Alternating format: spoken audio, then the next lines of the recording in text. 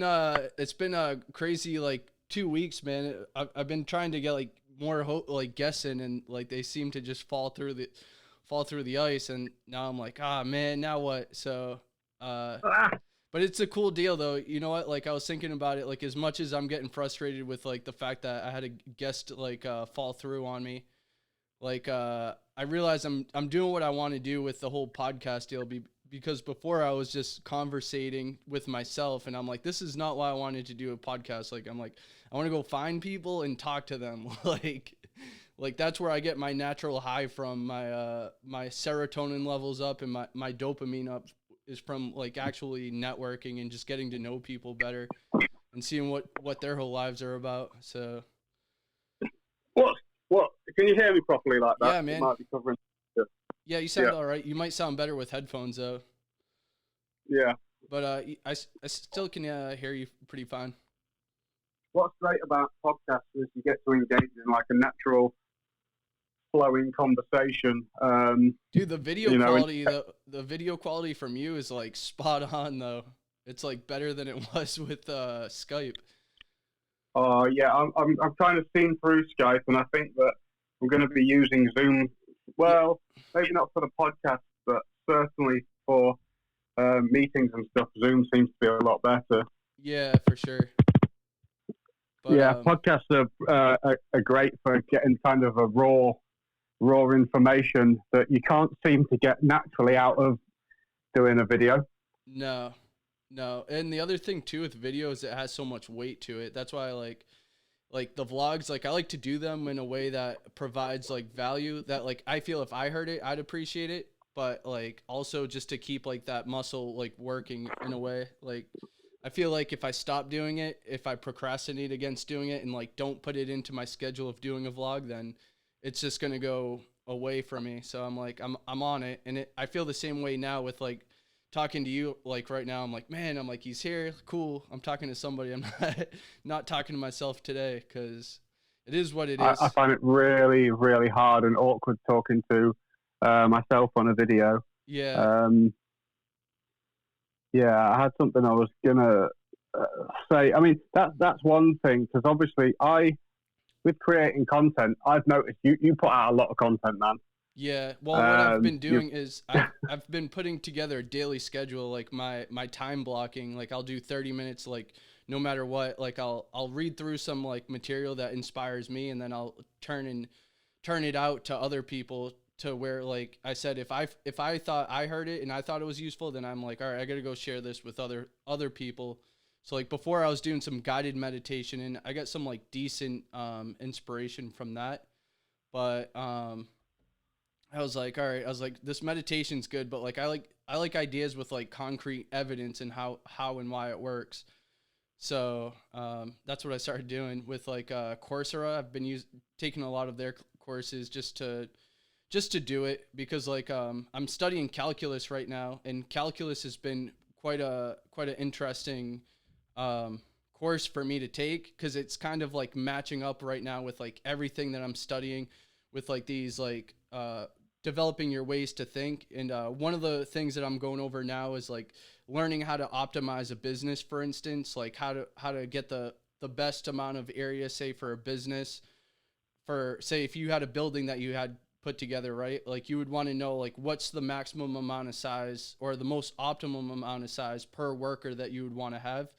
And then it would go over that, and then after you like you would figure it out. So that was pretty cool. And then like something else that it went over, like which was matching, like I think I remember sharing this idea with you, but there's like three different types of success. There's like climbing a ladder, which could be arbitrary, and then there's like crossing a finish line, which is like, you know, other people have to lose so you can win. And then there's an idea of like throwing a rock into like a body of water and then watching how like the ripples, you know, work outwards.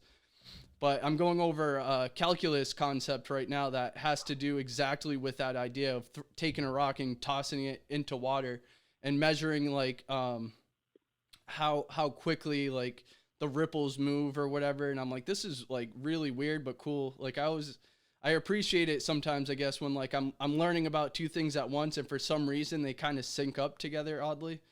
So, Yeah, it's really funny because everybody, you're so hardcore with all that sort of stuff. I'm really relaxed. I'm kind of so. I noticed with all the stuff you post, it's so hardcore. yeah, And I'm super relaxed in a way with my.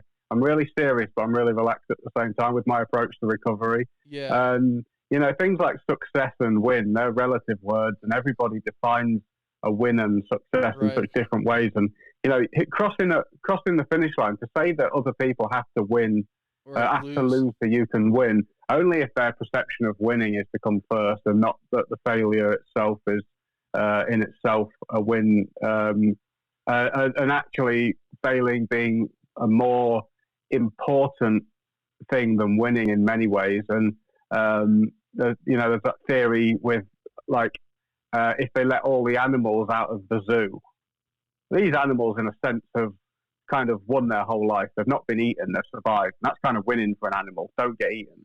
yeah, In a sense, it's like that's kind of like that's like one of their primary. At least a quarter of the function of an animal is to not get eaten. I'm right, sure that's like 25% of their effort. right, Um, but if you let all of these animals out of a zoo into the wild, how long would they last? Maybe a day, yeah, you know, yeah, because they've that's all true, been conditioned in a way that's not trained them. Like as a human, you need training to fail over and over again just to maintain any kind of contentment within this life. You need to right, get smashed out because it's going to smash your life. yeah, It's pretty fucked. It's pretty fucked. It smashes you over and over again, doesn't it? So I yeah, think that actually the losing of a race or a competition is such a valuable thing that's underestimated, and it scares me the way the world is now. This is something I've been thinking about: is how the world, especially at the moment, in this age of political correctness gone mad, giving out medals for last place and all this stuff, is pretty much trying to comfort everybody into a state of happiness, which is going to be like unattainable in the real world amongst competition, natural competition. right, They're trying to like remove all competition, but the world's a very competitive place, and I really, really, really worry about um, the state of people's mental health, which is showing that it's getting way worse because it's twice as it.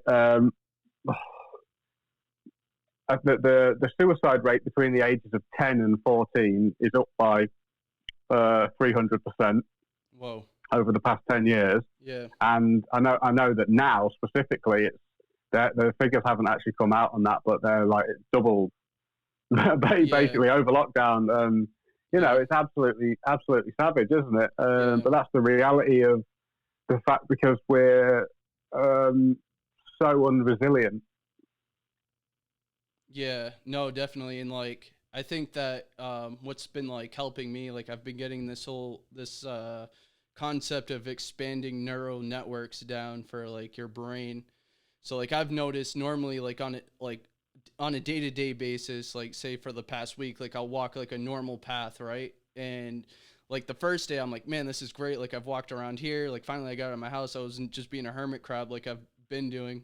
But then like, 2 weeks later, that same walk, that same path that you're continuously taking starts to get like old, and it loses the same amount of excitement, and in a way it starts to work downwards. Like this is how I feel. Like my mood starts to go down because I'm like walking this path and I'm like, man, look at that dog poop. I saw it there yesterday. Like, and I'm like, somebody should clean that up. I'm like, it's not that hard to clean up dog poop. And I don't know.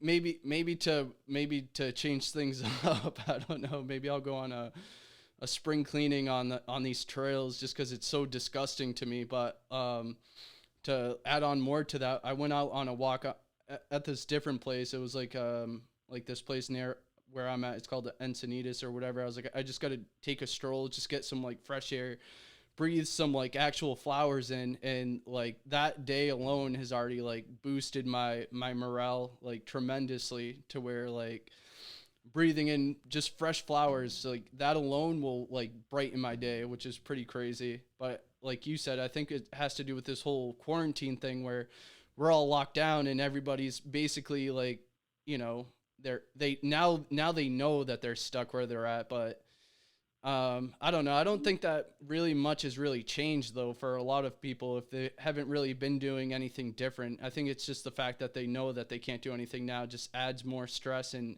anxiety to maybe what they've been dealing with.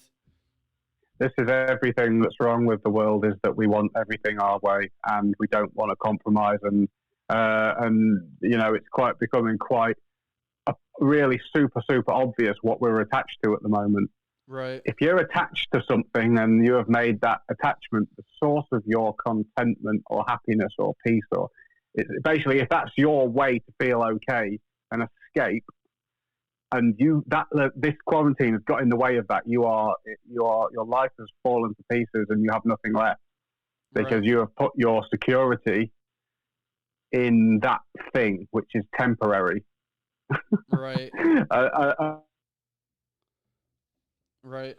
your I think or security in a temporary object, yeah, dangerous. I think security oftentimes can be an illusion sadly. Like, like we could think like it's hard for me to say it right now, but you think you could invest so much money into security, and for a lot of people, we can find out that security is kind of an illusion. Like we have like all these rioters and looters going on, and we have this illusion of like the police to protect us. But like when things really go down, then it's like, okay, well now there's no security, and it becomes scarier and scarier. Or like forest fires, even, like you would think that like at this point people would be knowledgeable enough to be careful about what they're doing as far as lighting fires, and then all of a sudden the entire our entire west coast goes up in flames, and it's just like, all right, like it's pretty crazy. It's absolutely an illusion or temporary. Right. Well, I You know, was. I made drugs was my security for such a long time. For my insecurity, I cured temporarily my insecurity, my feeling of being insecure, by securing that temporarily with drugs or alcohol or whatever it was, but mainly ketamine was my favorite form of temporary security, which obviously is illusory because I was literally sat in the same place with the same things around me. It just took the edge off all this crap that's going on around. So it was completely illusory. Plus, it was destroying me, Right. destroying my health, my relationships, everything, just destroying everything around me. And and you can do that with everything. You can temporarily cure your insecurity with by finding security in the classic of a relationship An or illusion. whatever it might Just be, basic and entire an which is illusion. Yeah. And also temporary. Because obviously, when you break up that relationship, you're like, "Oh, it's lost. There's nothing for me here anymore," because you're so attached to that one thing. That's the whole purpose of this spiritual process: is that you connect to this transcendental and permanent and eternal reality that's non-changing, and that becomes your anchor. So right. that's the place where you go to find security. Right. Now, whether you can understand that thing as being God or whatever you can, if you can't get your head around that, but this thing, this spiritual reality, is the only place where you can go, and it's within you at all times. So it brings equanimity to your life. It levels out everything. And when you hear accounts of all these yogis talking, I was listening to something really wonderful last night, and he's talking about. Someone asked him if he's scared of going in the jungle. This is in India. They were talking about snakes or something, and he's like, I'm not scared of death, and I'm not scared of tigers. The only thing I'm scared of is a mundane conversation. Yeah. Yeah, Because that's if I true. talk about mundane things, it takes me away from the spiritual consciousness. It takes me away from that absolute eternal security. Now Right. it's so gnarly thinking like I'm not going to scare of death because we're super attached to this body and all this stuff, but that's the only Yeah. actual answer to transcending this temporary illusory security that we think that we have, which always falls out from underneath us.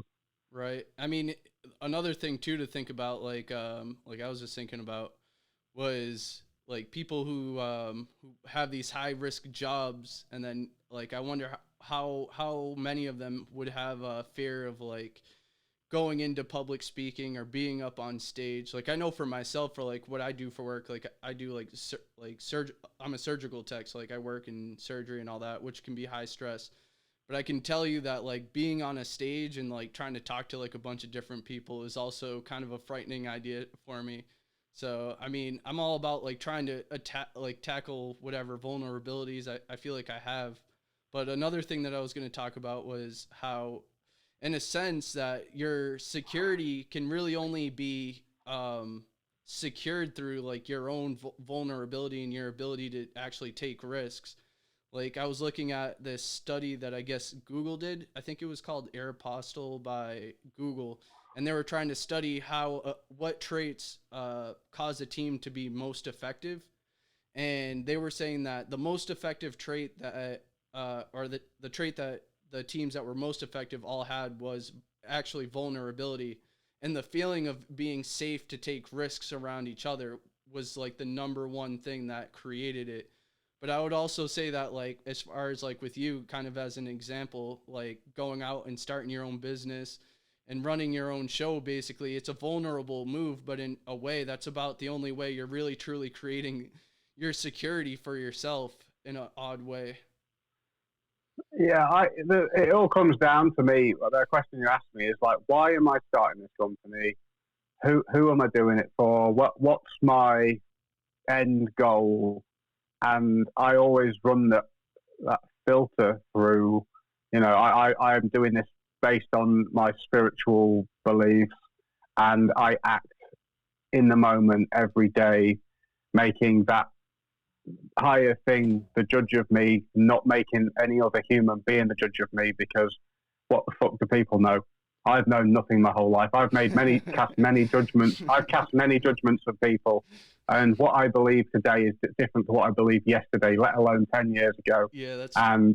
And sadly, this world thinks that you can be secure in these things, and we put value on things that are nonsense, and most people put value on power, money, fame, wealth, you know, and all these things that they think are that if they are them thing, they'll be more loved by people and adored, when in actual fact, being vulnerable and honest and authentic, that's what makes people love you.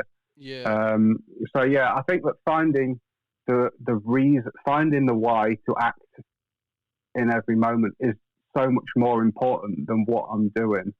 And when you have a good enough reason and a good enough why, and you realise that vulnerability and authenticity is the only way you can possibly achieve what you want to achieve, and especially for addicts. Right. If like you'll know as an addict, if you start acting like somebody else, it's Yeah. a dangerous place to be, because you start going into it like you become a concoction of the mind, of like you start creating another identity, Right. and it's painful because you become separated from reality by going into like a fantasy, basically. And not being yourself, I think, is literally the most dangerous thing that any addict can do, Right. and make you actually that makes you vulnerable, because you're afraid to be yourself. Yeah. No, it's definitely interesting that you're saying that, cuz like so before like I was, like you were saying, I was being somebody other than me, and it's like hard, you know, cuz like you can't be other people at the end of the day. Like it's just impossible. Like you were born as you. So like doing this whole Instagram thing, just playing around with it, but like now it's kind of weird when I'm thinking about it, but like I've been putting out all this content constantly or whatever. Um but so I like dig or like digging my hands through basically like what I'm like, what name can I be on on Instagram or on social media, you know? And I'm like, at the end of the day, I'm like, I just want to be me. Like, I want to be David Sherwin. I'm like, that's who I care about being. And like, I don't need to be this guy. I'm like, I don't want to be that guy. Like, I want to be me, and just kind of just do what we're doing now. Just like talking to people, like talking to you, talking to James, getting like enjoyment from his perception of things, or finding other people who are like kind of on the same wavelength and getting an idea of like what they think about how they perceive things, and kind of adding that to how I think just in general. But yeah, so it's been definitely a journey. And then like something else that like I was thinking about was the whole idea of the whole end goal that comes through. Like everybody focuses on the end and not the process. And I feel like if you're just thinking about the end goal all the time, like you're going to feel so overwhelmed versus like just being in that moment of, say, when you're running, right? Like for myself, when I'm going for a run or going for a jog and just being in that place at that time, I'm happy. But like once my mind starts to wander to like what's going on after the run or what happened before the run, I start getting like anxiety or depressed, or I know I'm just like not where I need to be as far as like doing the things that I want to do.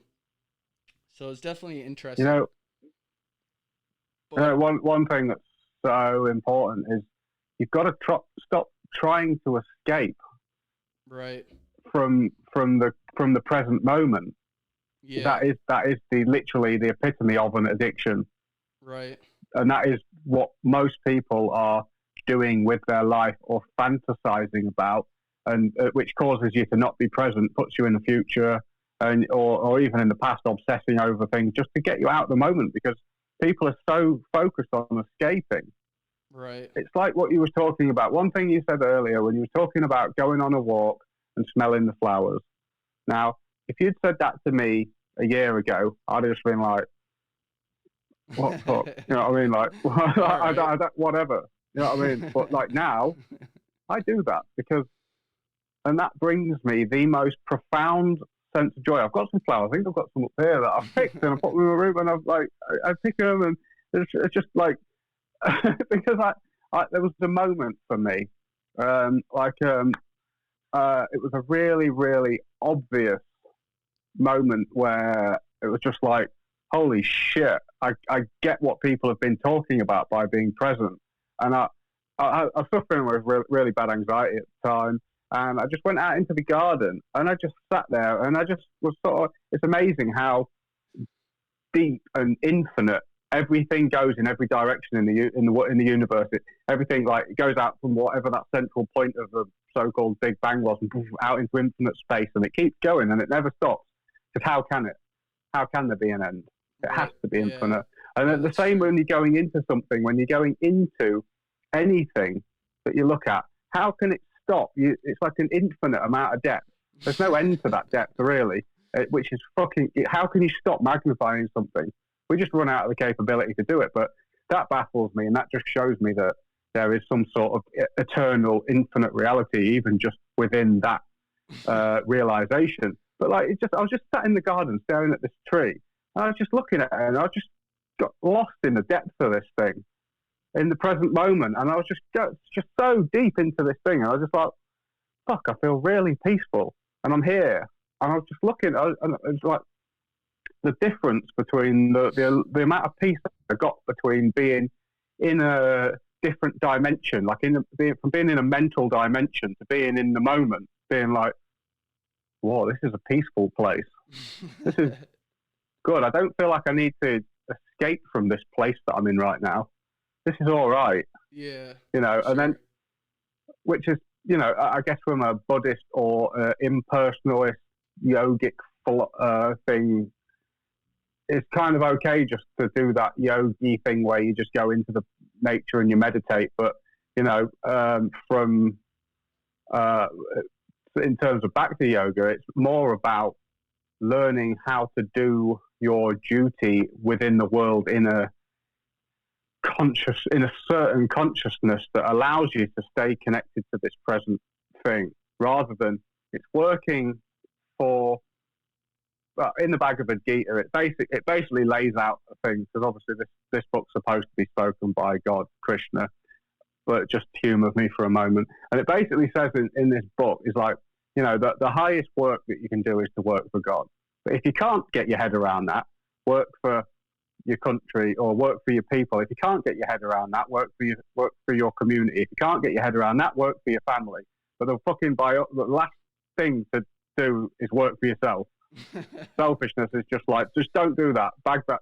Forget about that. Yeah. Because most of us, we work for ourselves or an extension of ourselves. So like, I'll work for me, or some people work for their family, but they work because they see that family as a part of them.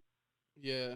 So most people are only working in this consciousness of this is me or mine, my family. They Yeah. still see that as them and find it really hard to take, especially someone who they don't know, who they've never met, and love that person like they love themselves. That's Right. a really hard thing to do. It's also And it is. it's also important though, like to like say if your own say if your only purpose was to take care of yourself. At the end of the day, like you're not going to be able to do it unless you're taking care of, or say doing, some people say God's work or your country's work or your family's work or your community's work, like you were saying. Like you can't, like it's like impossible to exist in this society without like that ability to go out and take care of other people, because in turn, if you're just selfish and you're out for yourself, it gets hard. It gets a lot harder, and I'm sure it gets a lot more dangerous. I mean, as we know, like as somebody who struggled with alcohol, like I knew, like when I was out drinking and literally just caring for myself, like things got really hard. Like all of my relationships vanished, like everyone that I knew vanished. And so it was it's pretty eye-opening to think about that, as far as like working on, say, even a little thing that nobody else might notice, and it's just you working on it, say starting a garden. But like over time you're continuously building that garden, and eventually other people are going to take note of that garden, and then from there, you can make something great out of it. Hence, like, It's totally all about intention, and it's right. totally all about why. And that's what consciousness is. Consciousness just means awareness. And it's, are you doing that in a self-centered consciousness, or are you doing that in a selfless consciousness? And you could quite easily be doing a garden because you want a nice garden, because you want people to appreciate you or respect you as a good gardener, or be envious of your, like, oh my God, what a wonderful garden you have. Or you can do exactly the same work, being like, I want to bring joy to people by giving them this nice, beautiful sight to look at, or teaching people, showing people, or I can teach other people how to garden with me. Or you can't judge an action. Right. You can't. And that's why we should just drop judgment, because we don't know why anyone's doing anything. You just don't know, do you? Right. Yeah. This whole idea of like somebody's got it all down pat. Like somebody's got this end goal, or this destination down pat, and how we're gonna get there. And like something that I would relate to that idea is like what we're dealing with now is this whole coronavirus thing. Like you always see these movies where something catastrophic is going on, and at the end of the movie they've got it all sorted out, the whole problem's sorted out. And like comparing some of these catastrophes to kind of like what goes on in movies to like what's going on now, it's kind of like it's kind of scary, I guess, in some ways, where you're like, man, somebody would have this figured out. Like there's some sort of leadership out there that can sew this whole up that's going on with this whole COVID thing. And like you were saying earlier, like I have no idea what I'm doing, and it's like I'm like I feel this, like I feel this energy with like what we're dealing with now, as far as like getting our whole COVID deal under wraps. Like people can't decide if they want to wear masks or no. They can't figure out if they're going to social distance or not, and like whether they should or shouldn't. Like, are they going to do it? And like, are we enforcing any of these ideas or no? And it's like, it's just, I guess, a part of the process. It's going to take its course one way or another. With the whole idea that This is. time. I mean, we can quite easily look at and criticize these higher authoritative uh, calls on things that we have to, like, oh yeah, you should do that. I don't know what their agenda is entirely. People think this whole thing could be a plan. Now, I'm not being funny. Getting two countries to work together is hard, let alone the whole world in synchronicity doing the same thing. I'm sorry, but it's real. Now, it would also be very misguided to believe that people wouldn't be taking advantage of this situation to sell shit. Because totally. also at the same time, everybody also takes advantage of things for their own benefit, because most people in this world are self-centered and all they care about is themselves. Right. Probably 90% to a large degree of people are pretty much in that consciousness of like, this is all about me and my happiness. I'm here to enjoy this place. Most people are in that thing, and they're not aware that they are, and they don't think that they're selfish. And I've been there most of my life, so I know. Right. You know, I've been a very self-centered person who tried to just enjoy the world until I realised that it wasn't possible, and I just got more and more frustrated, and I had to stop it because it was just not serving anything, including myself. Right. Yeah.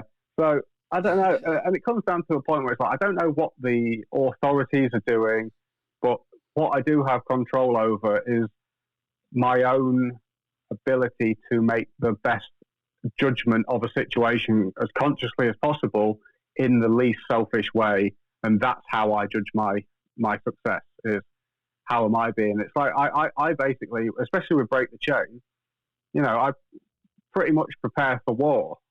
I'm preparing myself and anybody involved with Break the Chain for the worst situation, because I expect it to happen. I expect it to come, because look at history, look at the world. Yeah. It's a shithole. I'm not being funny, but like there's been war after devastation, after tragedy, and people are like, it's heaven on earth. It's like, well, have you looked at history? Yeah. Have you looked at what's happened on this planet? It's a pretty unstable and you know, it's not a great place. And so it's like this whole positive thinking thing. Oh, it's going to be heaven on earth. It's going to be. If you look at the patterns and the actions of what's happening and where the direction that everything's going in, it isn't good, is it? You know. Yeah. Well, it isn't good. So the best. There was yeah. Sorry, there's a crap. I don't want to cut you off. But there was there was this so there's on Reddit there's this thing, it's called InspiroBot, right? And it generates these random motivational quotes, but sometimes they come out crazy, like the things that it says. And one of the things that it put out was fear is a very profitable business model. It is. I mean, it is. Yeah, like our whole news our media companies that we have going on here wouldn't survive without fear. Like instilling. They figured out that fear, like the most the thing that engages people the most is outrage. And this is like, it's like an age of outrage, isn't it? Like, look at social media. They want people to be outraged because it's really good for the algorithm. So they actually show us more stuff like that. Yeah. Because they know that it is work, and it's just this whole thing that's blown out of proportion, and it's just ridiculous. And people don't act like that in real life, you know. What was the point that I was going to make just before was that if we don't bring people closer towards reality, and set them up for the potential of what could happen. It's like we can fill people full of this positive thinking and be like, everything's going to be okay, everything's going to be perfect. And in reality, it's not actually going to be perfect. As soon as they get hit with that brick wall of reality, it's just pure. You feel hopeless, frustrated, disconnected, scared, and essentially you put yourself into a very vulnerable position. So the more we can prepare people for realistic situations, and it's not a positive thinking class in a way. It's kind of like, no, actually, the world isn't as shiny and wonderful as it's painted to be. It's actually not. It's actually like that. Yeah. But you don't need to be depressed in the middle. We just need to level out with reality a bit and become more peaceful amongst what's actually going on. What's crazy, if you go to somewhere like India, where it's really dirty, it's all crazy, it's all busy, and it's just like, and anyone with anxiety is just going to be like, help. But these people are just, they're completely, their base level is just pretty chill. Yeah. I mean, they probably have to be. I mean, I feel like if your base level isn't chill with that many people surrounding you and all of that, like, you know, if we took like a typical, I would almost say middle America sort of person and dropped them in the middle of India where it's just busy, there's, you know, no sanitation, like just not even dealing with like the actual harsh reality of it, but like just with their own mental capacity of trying to deal it would probably crumple some people. Probably maybe even myself, to be honest. Oh, that's me. I suffer with getting overwhelmed. I'll just mention something quickly. If I cut out, my phone has died because obviously I wasn't expecting to do this. No, for sure. I haven't really like made a effort towards lives, but I was like, you know what? I was like, I'm trying to get some guests on this podcast. Nobody's showing up, and I'm like, you know what? I'm like, what happens if I just do a live? And I'm like, because I was watching somebody else's, and I was like, maybe I should just do my do my own. So I was like, all right, we'll try this, and then Fair play for doing it. yeah, no, actually, I thought, I'm kind of glad actually you hopped on it because it kind of engages me more into this aspect of doing this whole live feed. Because I was thinking about doing it, and I was like, I should do these, but like, I don't normally schedule doing Instagram lives. Like my focus is more along the lines of doing podcasts or like a vlog, but not necessarily lives. So I think it helps if you have the right people that you're talking to as well. I mean, it could be anyone too, but I think it definitely makes a difference. oh, totally. Some people are easy to talk to. Some Yeah. people are hard to talk to. I find that the thing with a good podcast is it all comes down to the questions and the preparation, which I don't think people realize how much work goes into preparing for a podcast. I thought it takes me ages, to be honest. It takes me a few hours doing the research, maybe having a conversation with them first, learning about them. I don't know if you watched the one that I did with, listen to the podcast I did with Caitlin about surviving sexual abuse. Now, I asked her on as a guest thinking she was just a really nice, enthusiastic person. You Right. know, she was just like always really supportive, and she had a thing going on, and I didn't really know a lot about it, and I didn't think it was good. I didn't think much of it. I just thought it'd be a nice thing to do to ask her on, even though I don't know a lot about what she does, and I had pretty low expectations of it. And then I had a conversation with her. She's like, "Oh yeah, I was molested from age 3 until 8.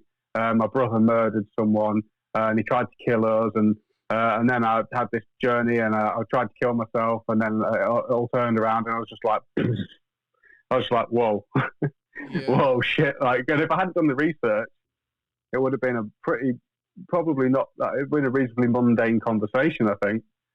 And I was just like, it was turned out to be like the gnarliest, which also just was really cool uh, to kind of put yourself out there and do something where you think it might not be the best podcast, but I'll just have a go anyway. And it was kind of turned out to be really cool because it just felt like the right thing to do, as opposed to I wasn't using my mind to kind of logically think, is this going to be the best guest ever?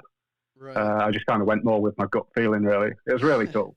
Dude, I had something similar to that where I was like, I kind of didn't plan. I didn't do as much preparation as I could have. Like, I know the person and like I conversate with him enough, but like that podcast like alone, and he doesn't use Instagram or anything, but like the conversations just like go down some like serious rabbit holes. But I think that I don't know. Like I think something else that's been helpful for me, like as far as like doing like anything, like it's not just about having equipment, because you can sit there and buy all this equipment, but then when you realize like your content has no real meat on the bones, and it's like it's going to be a hard time. So it's like that's why I spend my time between, you know, doing a podcast, filling it up with like things that I actually like to do, so that way like if I'm going to talk about it, like hopefully somebody else cares about airing it.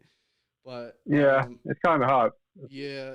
So I always like to think what's kind of good and helpful for the guest. I mean, Curly, what do you want to know? It's Curly Hedron. Hello. Do yeah, you want to know anything? Yeah, I don't know.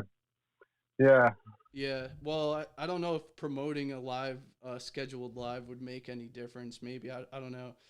But I think something else that like my brain keeps like trying to wrap around is this idea of networking. I'm like, I got to network. I got to network. Like I write it into my schedule of like doing like networking and trying to like reach out to people. Like something else that I did that was like pretty useful for me that like yielded me quite a few guests that I wasn't expecting was Reddit was a pretty valuable tool that I wasn't really utilizing. So, I mean, if depending on how these guests go, I can send them your way and let them know that like, you know, because like you sent Alyssa my way, and you know our episode wouldn't pretty well, and I appreciated it. But like I was trying to tell you, Reddit is apparently pretty valuable, and depending In on what sense? um well, I think for myself, just trying to find people who are willing to be on the podcast, because like I said, I've been on this like groove of like I'm like I don't want to just talk to myself. Like I want like people who want to share their story and do that, go that route. So I hopped onto Reddit and I was like, hey, I started this podcast. I'm like, I'm looking for guests for this, blah, blah, blah, blah, blah. And I mean, you use Anchor, correct? So, Yeah. so I'm thinking in my head, I'm like, Anchor, well, Reddit alone, like those numbers alone would be pretty amazing to see if it took off there, because it's such a like popular website from my perception. But who knows? I mean, it could go completely south, or it was something. I don't get good numbers on my podcast. I haven't really promoted it, and I find it more valuable for the little clips that I get out of it that I put on Facebook. And Yeah, I usually only get like, I'm lucky to get 100 views on Anchor. Um, and then I get anywhere between sort of 200 and 5,000 views on Facebook off the little clips, and I find the little clips to be the more valuable things. Although I can honestly say that I've not put a great deal of effort into actually and promoting those things. yeah. I think what's helped me on Anchor specifically, like I've been adding tags, like hashtags into the descriptions. So like our podcast, the one that me and you did, I think we did like, it's like almost at 100 at this point, and we only did it like I think 2 weeks ago, so it's not a totally bad number, I think. But I think like something else that has to happen, like for it to excel and gain the numbers that I want it to gain, is just expanding out. Like that's why, like I was telling you, like I appreciate you letting me like post my content onto your Facebook page, and like I've been trying to leverage Facebook a little bit more, like the whole Facebook group deal, and just kind of strategically thinking about like, I'm like, all right, what group could I go into that would let me go and post my material? And I'm kind of using what's called a pragmatic approach, I guess. Like, and obviously, like one crucial part to that being pragmatic is cultivating your relationships before you need them. So if like your relationship is not great between whoever, your ability to be pragmatic, I guess, and ability to say, hey, I know you have like 5,000 followers on here, can I like suddenly post? I feel like it might become more of an issue, but that's what I've been working on. I've been on both sides of the fence, so to speak. I've been the one who's been firing out all my content on people who I don't know as groups. Right. I've been that person, and I've also been the person having the group, having people put their content on there. Yeah. And what I didn't have the awareness of before was that being a group owner and someone you don't know just putting their stuff on your group was kind of just a bit like, fucking who the fuck is this guy? And what, you know what I mean? Obviously I know you, but there's some people who I don't really know. And having been the person that's done it, that all you're doing is trying to get your content seen. Yeah. But definitely what's more valuable is to actually do the networking, talk to the people who own the group, because the people who own groups know more stuff generally. They know people who, and actually building that rapport with that person is really, really, really valuable. And I'll say with the Break the Chain group, the best thing I think that we can do there is to kind of individually space out our content so that it's maybe not like 7 posts from David and before, and we just like post, because you're so hardcore with your approach to posting and making content, and I maybe put 1 or 2 videos a week on there. So it kind of looks a bit out of balance with David putting on 7 and then me only putting on 1 a week. So I think if we all pick a day and make it super hyper focused on addiction, and trying to get in touch with my audience, because I'd say a lot of my audience aren't sober. Right. They're still using, and they're trying to make the content. So I think that's something that I've been doing. I don't know if you watched that last video that I made about it being Suicide Awareness Day a couple of days ago, and I actually put out the feelers to be like, how do you guys actually feel about Suicide Awareness Day? What do you think about that? Does it make you feel more connected? Do you feel more supported? Because I get the feeling that there's just a lot of noise and it's super shallow. Everyone will share a post, but someone shares a post, they don't really give a fuck. They're just sharing it, right. rather than them actually. You'll scroll by it and be like, oh, okay. Yeah, and it's like, yeah, suicidal arrows, they're just another thing. But not many people are actually taking the time to message their friend and being like, "How are you?"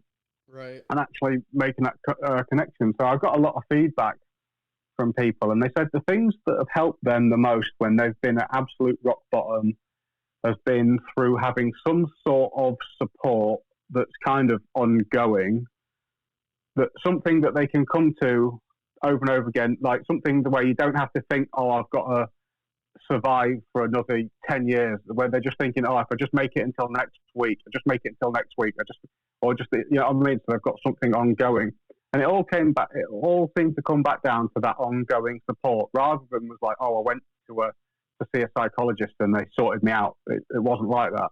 It was like, I went to see a CBT session, and then it was just kind of like, it was good, but it was like a sugar high, and then it just dropped off again, and now it's just dropped again. So it's like that ongoing support. So it's been really, really cool to actually ask people, what do you need? What are your problems? That's something we're doing with Break the Chain, because we're going to do focus groups in the city where I was originally from, which has a mental suicide rate, mental drug addiction problems, and actually ask people, it's like, what do you need? And speak to people who've been through it and being like, how did you cope? What helped you in that situation? Because that's something that I think we can get caught up with. With putting all this content out, it's just firing loads of shit out of what we think, without actually getting feedback, being like, what do you need? Right. If you know what I mean. And that relatability between us and them, how can we connect through that and make it more personal, which I think is what's special about doing this sort of thing, is that what makes us appealing to someone else isn't what we know, it's who we are and our story that helps us connect with another person, and what we've personally been through that other people can relate to, more important than the knowledge. Right. Yeah, that is definitely true. I can definitely appreciate that. Like you were saying, like getting engagement doesn't always have to do with you. Like asking questions and maybe relating to the question a little bit yourself, but asking it fully to other people might make some difference. Yeah, definitely. And then I have to thank Alyssa for that. She actually said to me, she's like, actually asking questions in groups gets more engagement. I think that'd be something cool for you to do, would be set up a Facebook group, because in the Instagram one, everything gets lost, but on the Facebook page, you set up a Facebook group and kind of get people in there. You can possibly get people a little bit more interactive in there. And it's hard. It's hard making people interact. Yeah. It's hard. It's so hard. It's hard making my own team interact. I'm trying to get my own team communicating with each other at the moment.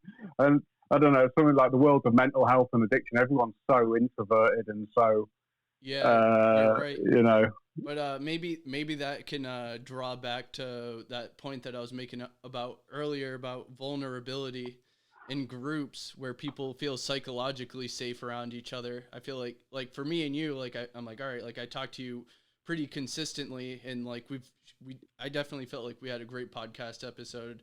So it's not like you're just some random person, or like say like I'm like, oh man, this guy's really running his business and he's really like doing that thing. I'm like, I know this guy, so like psychologically, like I feel okay to be like vulnerable, like even just seeing you and I'm like, yeah, he's here, let's get him on live and actually share what's going on in my head to him, and like not think twice about it. Makes a lot of sense in my mind. I wonder how that would maybe affect a group setting where, you know, having people willing to put themselves out there to be vulnerable to the rest of the group, not in a position to where, you know, they think they're going to get hurt, but in a way that they find themselves okay to be vulnerable, and on top of that, like take risks like that are appropriate, because that's, I guess, what I gathered from what I was studying was taking risks and being vulnerable, and how that can actually increase the effectiveness of the group overall, which I think if you're trying to develop a group might be something that,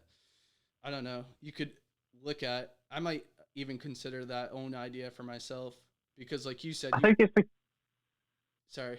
I think it's the greatest gift that we can give anyone as a leader is to be human and show our vulnerability. Because when someone that's, I mean, I don't feel like I am a leader, but I am in a leadership role. You know, I don't feel like I'm qualified. I don't feel like I'm capable. I don't, you know, I mean, I just don't feel good enough to do it. I don't feel like people should respect me.